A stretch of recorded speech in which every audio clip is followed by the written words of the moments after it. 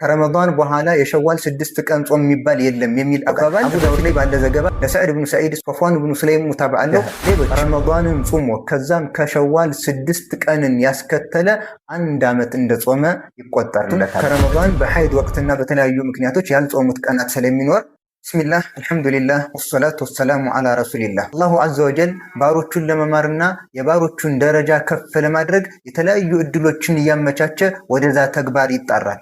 በጣም ብዙ አይነት ሁኔታዎችን ብዙ እድሎችን አላህ Subhanahu Wa Ta'ala እያመቻቸ ያችን ትንሽ ስራ ስንሰራ ወንጀል በሙሉ የሚማርበት ትልቅ ደረጃን የምናገኝበት የተለያዩ ነገሮችን ያደረገ አላህ ባሮቹን ወንጀላቸውን ለመማር ደረጃቸውን ከፍ ለማድረግ እሱ ዘንድ የበለጠ ቅርብ እንዲሆኑ ለማድረግ ብዙ መንገዶችን ከፍቷል አላህ Subhanahu Wa Ta'ala። አሁንም አላህ Subhanahu Wa Ta'ala ከረመዳን ጾማችን ጋር ግንኙነት ያለው እዚህ ያስከትለን ያንን ስራ ከሰራን አመቱን ሙሉ እንደጾምን እንዲቆጠርልን የሚያደርግን አሁንም ለየት ያለ እድልን አመቻችቷል። እሱ ምንድነው? ከረመዳን ጾም በኋላ ከሸዋል 6 ቀንን አስከትሎ መጾም። ተመልከቱ የአላህን ቸርነት። እኛ የጾምነው ከረመዳን 30 ቀን 6 ቀን ከሸዋል በአጠቃላይ 36 ቀን። አላህ ግን ስንት ቀን እንደጾምን ይቆጥረዋል?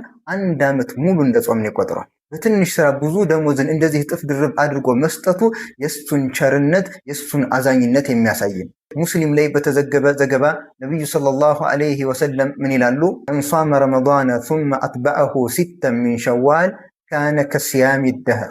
ረመዳንን ጾሞ ከዛም ከሸዋል 6 ቀንን ያስከተለ 1 ዓመት እንደጾመ ይቆጠርለታል። በትንሽ ስራ ትልቅ ደሞዝ። በዚህ ሐዲስ መሰረት ነብዩ ሰለላሁ ዐለይሂ ወሰለም ረመዳን ጾም በኋላ 6 ቀን ከሸዋልን እንድናስከትል አዘውናል። በዚህም ተግባራችን አላህ ዓመት እንደጾምን እንደሚቆጥርልን ነግረውናል። ስለዚህ ከሸዋል 6 ቀንን ማስከተልን ልንዘናጋ አይገባም። ከሸዋል 6 ቀንን መጾም አስመልክቶ አንዳንድ የሚነሱ ነገሮች አሉ። ሐዲሱ ደካማ ነው ምናምን ተብሎ የሚነሳ ነገር አለ። ነገር ግን ታላላቅ የዘመናችንም ከዘመናችን በፊት የነበሩ ታላላቅ ሙሐዲሶች ሐዲሱ ሶሒህ በመሆኑ ላይ ተናግረዋል። ሐዲሱ ሶሒህ ለመሆኑ ሙስሊም መዘገባቸው በቂ ነበር።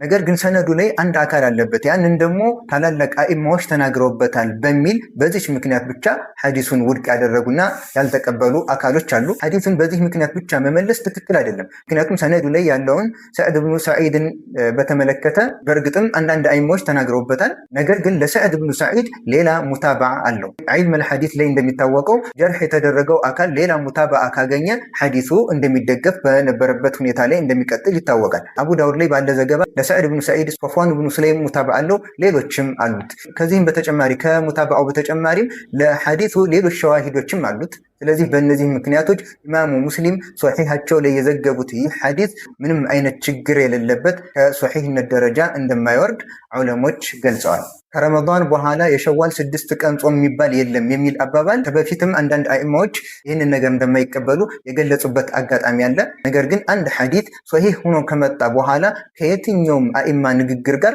በማወዳደር የነብዩን ሰለላሁ ዐለይሂ ወሰለም ንግግር በአንድ ሚዛን የሌሎችን አኢማ ንግግር በአንድ ሚዛን አድርጎ ማመዛዘን ተገቢ አይደለም። ምክንያቱም ይህ ተግባር ከአላህና ከመልእክተኛው በፊት ሌላ ንግግር ማስቀደም ከሚለው የአላህ ንግግር ውስጥ ይገባልና ጥንቃቄ ልናደርግ ይገባል። ይህንንም በተመለከተ ኢማሙ ነወዊ ይህንን ሐዲስ ሸርህ በሚያደርጉበት ጊዜ ምን አሉ?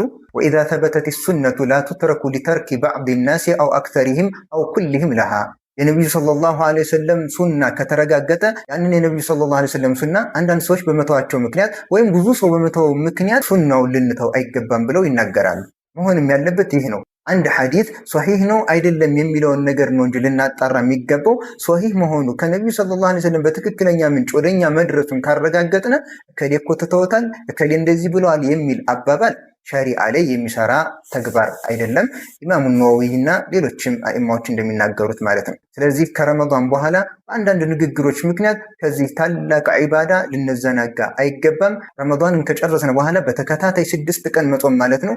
ወይም ደግሞ ብናፈራርቀውም ሸዋል እስካልወጣ ድረስ መጾም እንችላለን። ማፈራረቁ አንዳንዴ ለአንዳንድ ሴቶች ሊጠቅም ይችላል። ምክንያቱም ከረመዳን በሐይድ ወቅትና በተለያዩ ምክንያቶች ያልጾሙት ቀናት ስለሚኖር ከሸዋል 6 ቀን ማስከተል የተባለው ደግሞ ነብዩ ሰለላሁ ዐለይሂ ወሰለም እንደተናገሩት መንሷመ ረመዳንን የጾመ ነው ያሉት። ቀዶ ያለበት ሰው ረመዳንን ጾሞ ጨርሷል አይባልምና ረመዳንን ጾሞ ከጨረሱ በኋላ ሸዋል ውስጥ ወዲያው ቀዷቸውን ጀምረው ከዛም 6 ቀንን ሸዋል እንዲጾሙ ያደርጋቸዋል። ወሰላሙ አለይኩም ወራህመቱላሂ ወበረካቱ።